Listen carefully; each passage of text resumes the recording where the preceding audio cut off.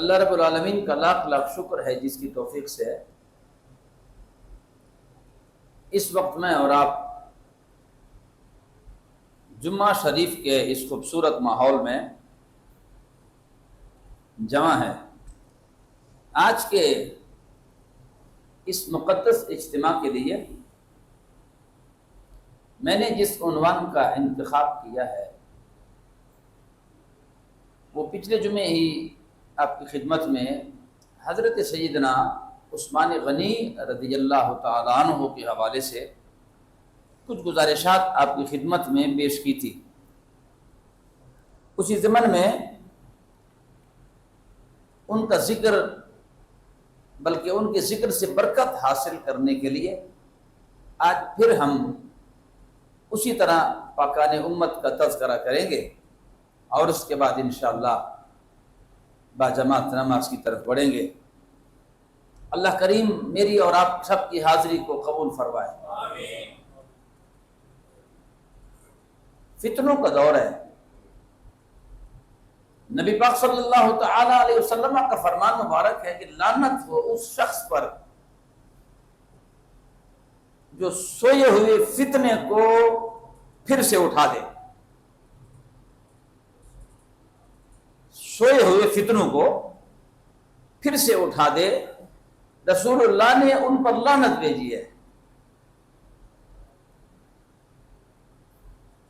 اور معذرت کے ساتھ ایک گزارش میں آپ کی خدمت میں کروں گا، بات میں آگے بڑھانے سے پہلے ہمارے اور آپ کے جو اکابرین ہیں وہ بڑے قداور لوگ گزرے ہیں۔ ان کی سیرت کا اور ان کے کردار کا آج بھی ان کی نشانیاں آپ کو ملتی ہے، اور آج بھی اگر جو قومیں ان کے نقش قدم پہ چلنا چاہتی ہے وہ آج بھی عزت سے جی رہے ہیں۔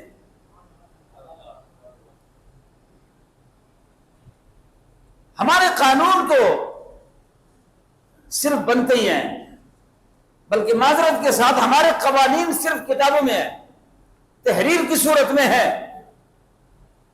عمل کرنے کے لیے نہیں ہوتے۔ جو کچھ آج ہمارے ساتھ ہو رہا ہے وہ آپ کے سامنے ہے۔ ہم حکومت کو قصوروار ٹھہراتے ہیں، حکومت ٹھیک نہیں ہے جی، فلاں ٹھیک نہیں ہے جی، فلاں ٹھیک نہیں ہے۔ بابا میں اور آپ ٹھیک نہیں ہے، میرا اور آپ کا جینا مرنا آپ ذرا غور تو کرو۔ ہماری زندگی کس طرح دن بدن گزر رہی ہے۔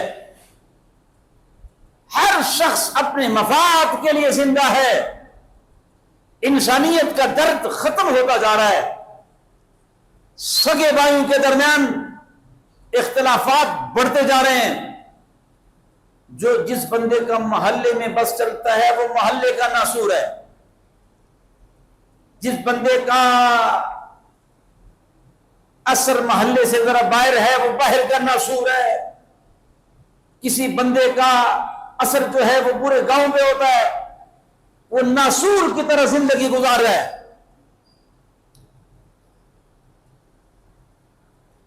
اور معاشرے میں دو بندے ٹھیک ہیں، پھر میں اپنی گفتگو کی طرف آنا چاہتا ہوں۔ معاشرے میں دو بندے ٹھیک ہیں، ایک وہ بندہ ٹھیک ہے کہ لوگ ان کو ٹھیک سمجھے، اور ایک وہ خود ٹھیک ہے۔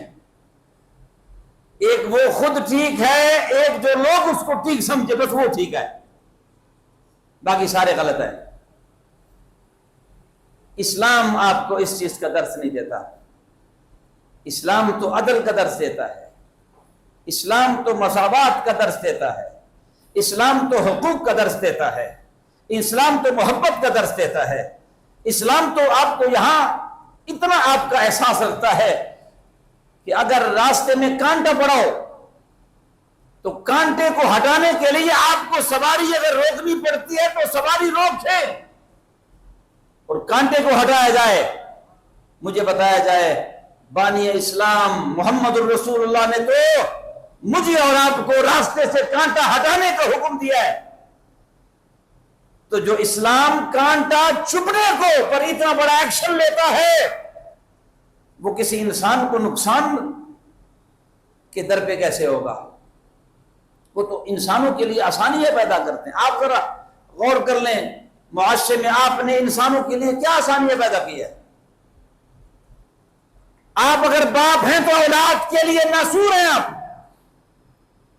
آپ اگر گھر کے سربراہ ہیں تو آپ ناصور سربراہ بن کر بھی آپ کے وجود میں رحمت نہیں ہے, آپ کے کلام میں رحمت نہیں ہے, آپ کے زبان پر کانٹے ہیں. اور کانٹا تو چبھتا ہے بابا, ہمارے زبانوں میں تو کانٹے ہیں. ہمارا جو سمجھانے کا انداز ہوتا ہے وہ نہایت خستہ ہوتا ہے اور نہایت نازیبا ہوتا ہے اور اخلاق سے گرا ہوا ہوتا ہے. آپ آج گورے کی بات کرتے ہیں, غیر مسلم کی بات کرتے ہیں,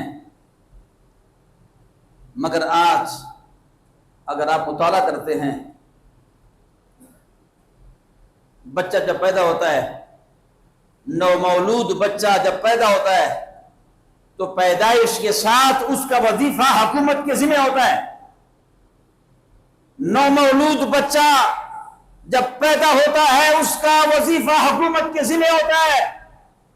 1 سال تک اس کا وظیفہ وہی رکھا جاتا ہے اور 1 سال کے بعد پھر اس کے وظیفے میں اضافہ کیا جاتا ہے. آپ کے پڑوس ملکوں میں آج بھی یہ قانون رائج ہے. یہ کس کا طریقہ ہے؟ اس قانون کا بانی کون ہے؟ اس قانون کا بانی حضرت عمر فاروق ہے. اس قانون کا بانی حضرت عثمان غنی ہے. بچہ پیدا ہوتا ہے اور بچہ جب پیدا ہوتا ہے, نومولود بچہ, حکومت کے ذمہ اس کے اخراجات ہوتے ہیں 1 سال تک. اور پھر اس 1 سال گزرنے کے بعد پھر اس کے اخراجات میں حکومت اضافہ کرتی ہے کہ اس کے وظیفہ بڑھایا جائے. آپ گوروں کا نام لیتے ہیں, گورے یہ کرتے ہیں. بابا گورا, آپ کسی کا نام کیوں لیتے ہیں؟ آپ, ہمارا جو دین ہے بیساکھیوں میں چلنے والا ہے. چاہے گورا ہو, چاہے وہ غیر مسلم ہو, چاہے یہودی ہو, چاہے سکھ ہو, کوئی بھی ہو, اگر اسلام پر اس نے عمل کیا ہے تو وہ سکون کی زندگی گزار رہا ہے. ہاں, ایک جرم ہے ان کا کہ کلمہ نہیں پڑھا. باقی جو احساس ان کے اندر ہے, جو احساس ان کے اندر ہے, جو درد ان کے اندر ہے, یہ درد تو اصل میں انسان میں ہونا چاہیے. یہ درد تو مسلمان میں ہونا چاہیے. جناب حضرت سیدنا فاروق اعظم رضی اللہ تعالیٰ عنہ کو ملنے کے لیے رات کی تاریکی میں کچھ لوگ ملنے آئے. پہنچتے رات کی تاریکی ہے, مدینہ طیبہ میں پہنچ گئے. ان کو پتہ نہیں تھا کہ یہ مدینہ شریف ہے. وہ سمجھ رہے تھے کہ شاید اگلا پنڈ ہے یا اگلا گاؤں ہے, تو وہاں رات کی تاریکی میں انہوں نے خیمہ لگا لیا. بڑے دور کا سفر تھا, تو وہ وہاں پر جب ٹھہر گئے تو ان کے ساتھ خواتین بھی تھی. تو خواتین بھی ان کے ساتھ تھی, سفر میں تھے, لمبا سفر تھا. تو مختصر سی بات یہ ہے کہ بچے کی پیدائش کا وقت آ گیا رات کو. تو جناب سیدنا فاروق اعظم رضی اللہ تعالیٰ عنہ مدینہ طیبہ کی گلیوں میں گشت کر رہے ہیں. یہ امیر ہے, یہ قائد ہے, یہ لیڈر ہے, یہ لیڈر ہے. آپ کے لیڈر کو ملنے کے لیے تو 500 گنر سامنے ہوتے ہیں, ان کو عبور کیسے کرے بندہ؟ اس لیے کہ آپ کا لیڈر تو چور ہے. جو چور ہوتا ہے وہ ڈرتا ہے, جو چور ہوتا ہے وہ خائف ہوتا ہے, اور جن کی زندگی ایک پاکیزہ کتاب کی طرح ہوتی ہے وہ کسی سے دبتا نہیں, وہ کسی سے ڈرتا نہیں, وہ کسی سے خائف نہیں ہوتا. اب وہ فاروق اعظم ہے رضی اللہ تعالیٰ عنہ. یہ کہانیاں نہیں ہے, یہ آپ کے اکابرین ہیں, یہ آپ کے بڑے ہیں, یہ آپ کے سربراہ ہیں, یہ آپ کے لیڈر ہیں. آپ کے لیڈر, اللہ کریم نے آپ کو لیڈر اس طرح کے عطا فرمائے ہیں. ہمیں اپنے لیڈروں پہ فخر ہے. آج کا لیڈر یہ لیڈر ہے, آج کے لیڈر نہیں ہے. لیڈر تو آپ ذرا اس طرف چلے جائیں نا, ذرا اس پاک سرزمین میں تشریف فرما ہے, اور زچہ بچے کا کیس رات کو شروع ہے, کراہنے کی آواز آ رہی ہے, عورت درد ذہ تکلیف سے ہے، اور جناب سیدنا فاروق اعظم رضی اللہ تعالیٰ عنہ وہاں سے گزر رہے ہیں، گلیوں کا گشت کر رہے ہیں. جب آپ کے کان میں آواز پڑی نا، آپ قریب گئے، اور قریب جانے کے بعد اس بندے کو آواز دی کہ آپ کے پاس ذرا خواتین ہے، ذرا میرے قریب آ جائیں، آپ کو کیا مسئلہ ہے؟ انہوں نے کہا اس طرح ہم رات کی تاریکی ہے، سفر میں تھے، تو یہ میری بیوی ہے، میں اس کا خاوند ہوں، اللہ کا کرنا، اللہ کو یہاں منظور تھا تو زچے بچے کا کیس ہے، شروع ہو گیا، تو اللہ خیر فرما دے. آپ نے فرمایا میں آتا ہوں، آپ انتظار کرو.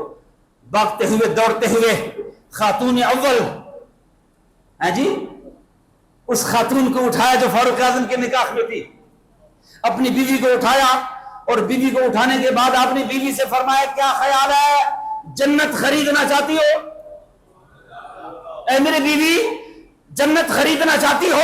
کسی پردیسی کے، کسی مسافر کے، اور کسی کے دکھ اور درد کو جولی میں رکھنا چاہتی ہو؟ ہاں ہاں.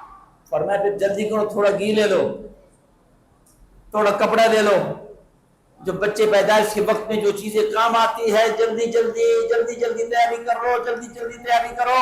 ایک مسافر پردیسی آؤ، دونوں اس کے کام آتے ہیں، دونوں اس کے کام آتے ہیں، اور اس کو خبر نہیں کہ یہ امیر المومنین ہے. بھاگتے ہوئے دونوں پہنچتے ہیں.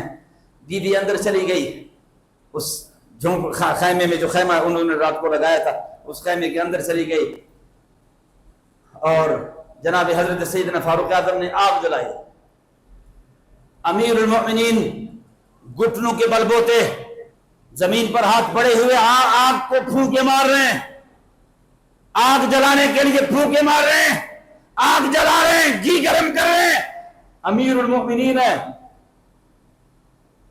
23 لاکھ مربع میل کا حکمران، وہ فاروق اعظم جو زلزلے کے وقت میں زمین کو ٹھوکر مارے اور زمین کو کہے رک جا، میں حکم دیتا ہوں. کیا ہم تجھ پہ عدل نہیں کر رہے؟ انصاف نہیں ہو رہا؟ رک جا. زلزلہ رک جاتا ہے آپ کے ایک ٹھوکر سے. اللہ کریم نے کرم کر دیا، اور اللہ کریم نے اس پردیسی کو چاند جیسے بیٹا عطا فرما دیا. جب چاند جیسے بیٹا عطا فرما دیا تو وہ خاتون فاروق اعظم کی جو بیوی ہے باہر نکلی، اور باہر نکلنے کے ساتھ فاروق اعظم سے کہنے لگی امیر المؤمنین مبارک ہو، اللہ نے بھتیجا دے دیا ہے. اس بندے نے جب اس کی طرف دیکھا، اس خاتون کی طرف، کہ امیر المؤمنین، اس نے کہا جی آپ امیر المؤمنین ہیں، آپ فاروق اعظم ہیں؟ جی مجھے عمر بن خطاب کہتے ہیں، میں خطاب کا بیٹا ہوں، رسول اللہ کا غلام ہوں. میرا تعارف بس یہی ہے کہ میں رسول اللہ کے در کا گدا ہوں، غلام یہ رسول میں زندگی گزارنا چاہتا ہوں، غلام یہ رسول میں جینا مرنا غلام یہ رسول کے لیے ہے.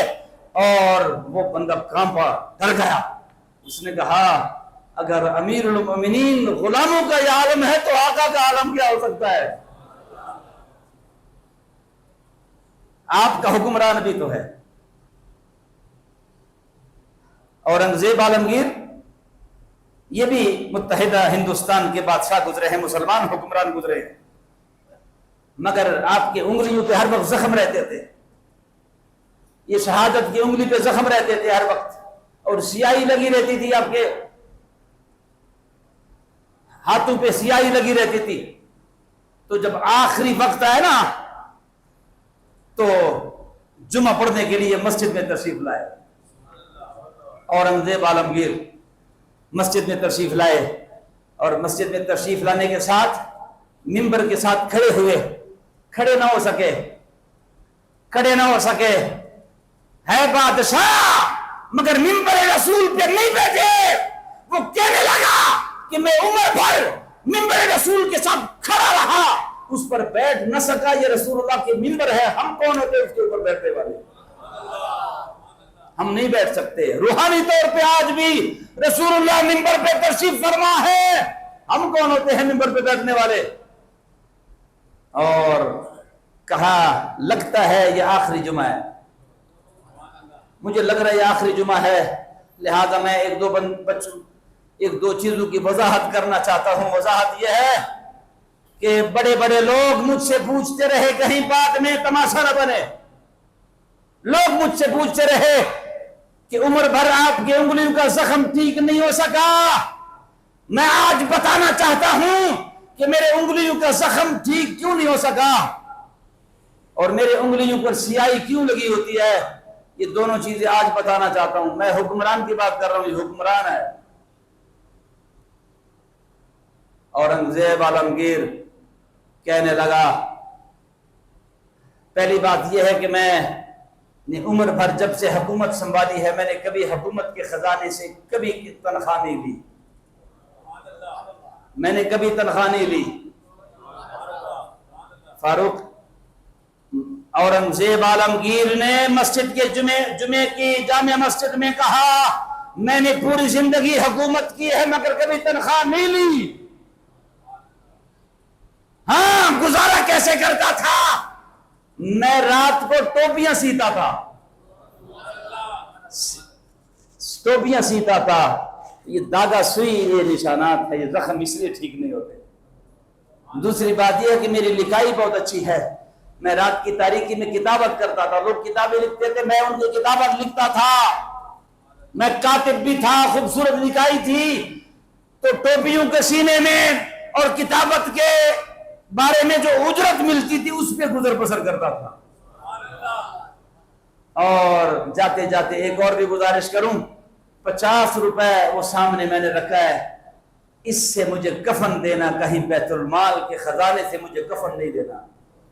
یہ 50 روپے میں نے رکھا ہے. میرے محترم ذرا غور تو کرو, ہمارے اکابرین کس طرح کے اکابرین گزرے ہیں. اللہ کریم نے ان کو کس مقام سے نوازا. جناب حضرت سیدنا ابوبکر صدیق کی خدمت میں ایک شخص آیا اور وہ عرض کرنے لگا, حضرت جی گزارش یہ ہے, میری کوئی بچیاں جوان ہے, میری کوئی مدد فرما دیں. تو اللہ کریم نے, اللہ کے رسول نے فرمایا کہ لباس خوبصورت پہنا کرو تاکہ سائل کو پہچاننے میں دقت نہ ہو. آپ نے اگر خود بھی نامناسب سا لباس پہنا ہوا ہے تو پھر وہ بیچارہ کس طرح اندازہ کرے کہ یہ مجھے کچھ دے سکتا ہے کہ نہیں دے سکتا. رسول اللہ نے فرمایا خوبصورت لباس پہنا کرو تاکہ مانگنے والا اگر آپ سے کوئی درد دل شیئر کرے وہ آپ کے لباس کو دیکھ کے اندازہ اس کو ہو سکے کہ یہ دینے والا ہے بھی کہ نہیں, کہ اس کی عزت نفس مجروح نہ ہو. خوبصورت لباس پہنا کرو. تو ابوبکر صدیق خوبصورت لباس پہنا کرتے تھے. ایک شخص صاحب اس نے کہا, حضور اگر مہربانی فرما لو, میرے کوئی مدد فرماؤ, میرے کوئی جوان بچیاں ہیں اور کاروبار کرتا تھا, بس نقصان ہوا تو آپ شفقت فرمائیں. پردے میں خاندان میں یہ بات کر نہیں سکتا, اپنے لوگوں کے ساتھ بات کر نہیں سکتا جس طرح آج کے لوگ اپنے خاندان میں بات نہیں کر سکتے. خاندان کے لوگوں سے تو اللہ محفوظ رکھے. شادی کے موقع پہ کبھی تماشا دیکھا ہے؟ اب تو شادی میں جاتے رہتے ہیں نا, رشتہ دار کا اگر کوئی بس اور نہیں چلتا نا تو شادی کے حال میں پتہ کیا کہے گا, لگتا ہے بوتلیں کم ہو جائے گی, لگتا ہے بوتلیں کم نہ ہو جائے, لگتا ہے کھانا کم نہ ہو جائے. وہ رشتہ دار کہاں چلے گئے جو ایک دوسرے کے دکھ درد میں شریک ہوتے تھے. آپ نے کہا, حضرت جی بچیاں جوان ہے, میری کو مدد فرماؤ. اندر گھر میں لے گئے, ایک ٹوٹا ہوا مسلح تھا, فرمایا باہر اللہ نے بھرم دیا ہے, گھر میں تو کچھ بھی نہیں ہے, جو کچھ تھا رسول اللہ کے نام پہ نشاور کر دیا ہے. ہاں ایک مہربانی کر لی, میں آپ کو ایڈریس بتاتا ہوں, جدھر جاؤ گے اللہ کام کر دے گا آپ کا.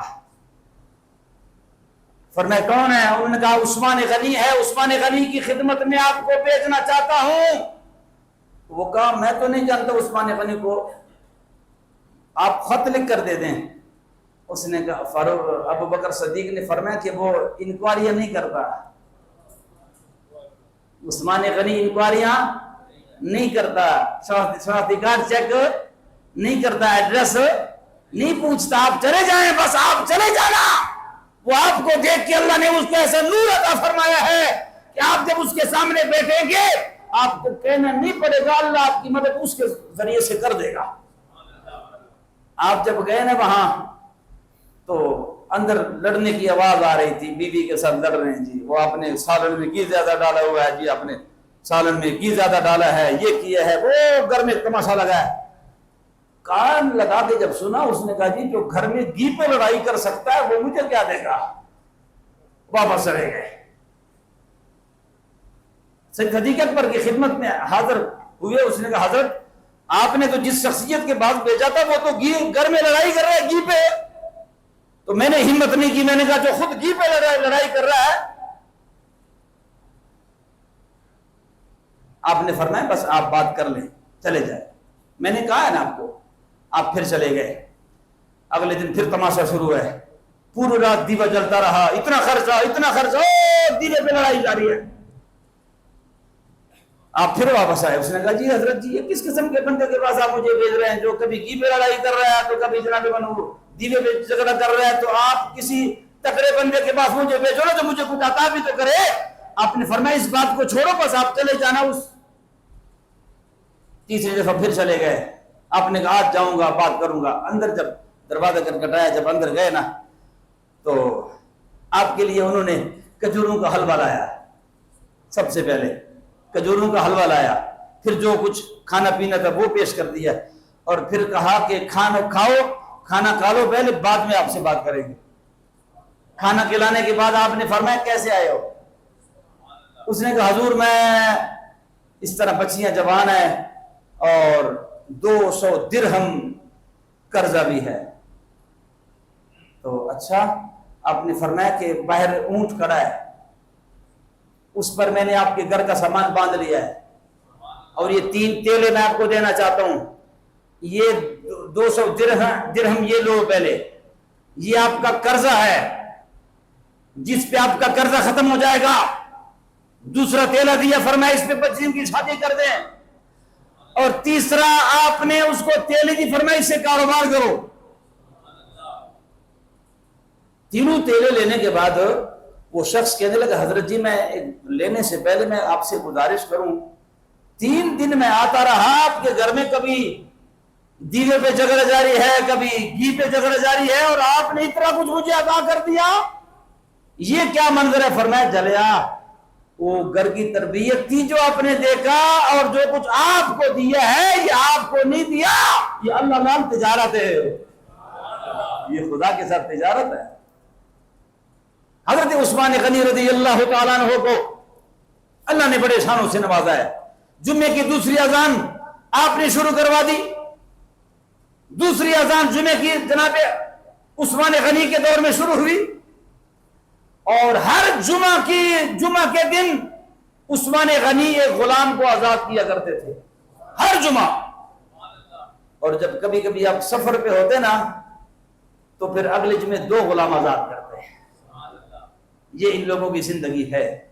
ان کی زندگی پہ اگر یہ ہمارے اکابرین ہیں, ہمارے لیڈر, یہ آپ جس لیڈر کے پیچھے چل پڑے ہیں اللہ آپ کو اپنا لیڈر مبارک کرے.